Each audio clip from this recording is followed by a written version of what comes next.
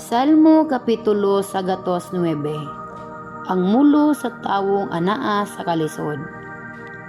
Nagdaig ako kanimo, O Dios, ayaw pagpakahilom. Ipasipad-an ako sa mga taong daotan og bakakon. Nagsulti silag mga bakak batok kanako. Puno sa kasilag ang ilang gipanulti, bisag wala sila'y katarungan. Gidumtan nila ako bisag higugma ko sila, ug bisan og nagampo ako alang kanila. Gibaslan nilag daotan ang maayo, ug gitugbangag kasilag ang akong gugma.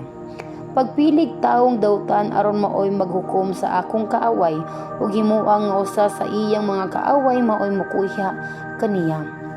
Husayon unta siya og mapamatud-ang sad-an ug bisan ang iyang pangaliyupo isipon unta niya nga sala. Matapos unta pagdali ang iyang kinabuhi ug pulihan siyag laing tawo sa iyang katungdanan. Mailo unta ang iyang mga anak ug mabiyuda unta ang iyang asawa. Mahimo unta makalimos ug maglatagaw ang iyang mga anak ug papahawaon gikan sa mga balong-balong nga iling gipuy-an. Miton unta sa iyang nautangan ang tanan niyang kabtangan ug paon sa mga langyaw ang tanan nga iyang gihaguan. Wala untay maluoy kaniya ug wala untay muatiman sa iyang mga anak nga nailo. Mga matay unta ang tanan niyang kaliwat ug kalimtan ang iyang ngalan sa sunod nga mga kaliwatan. Hinumduman unta sa Ginoo ang daotang binuhatan sa iyang mga katigulangan ug dili unta pasayloon ang mga sala sa iyang inahan. Hinumduman unta kanunay sa Ginoo ang ilang mga sala apan sila mismo kalimtan sa hingpit. Kanang tawhana wala gayud mobatig kaluoy, giluto sinuon niya ang gipatayng ang mga kabos, mga timawa ug mga walay kapaingnan. Gusto siya manunglo busa tungluhon usab unta siya. Nagdumili siya pagpanalangin busa wala usab untay manalangin kaniya. Manunglo siya sa samang kasaayon sa pagsulob niyang bisti. Sama sa tubig motuhop ug unta kaniya ang iyang mga tunglo ug motuhop sa iyang kabukugan daw lana. Tabunan unta siya niini ingon sa bisti ug likusan siya niini kanunay sama sa bakos.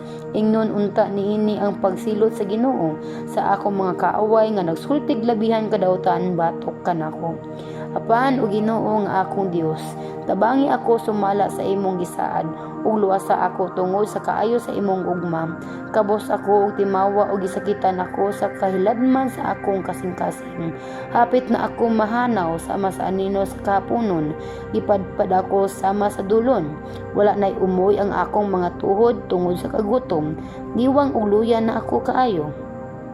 Inigtan-aw sa mga tao kanako, bugal-bugalan nila ako ug maglingo-lingo sila sa pagyubit kanako. Tabangi ako o Ginoo nga akong Dios. Luwas ako tungod sa imong gugma nga walay paglubad. Ipaila sa akong mga kaaway nga ikaw ang nagluwas kanako o Ginoo. Tungluhon tingali ako nila apan panalanginan mo ako. Mabuntog unta ang mga naglutos kanako ug mamalipayon unta ako nga imong sulugon. Kaulawan unta ang akong mga kaaway ug maputos sila sa ilang kaulaw sama sa bisti. Isinggit ko ang akong pagpasalamat ngadto sa Ginoo. Daigon ko siya diha sa tigom sa katawhan kay iya manggilabihan ang kabos aron pagluwas kanila gikan sa naghukom kanila sa kamatayon.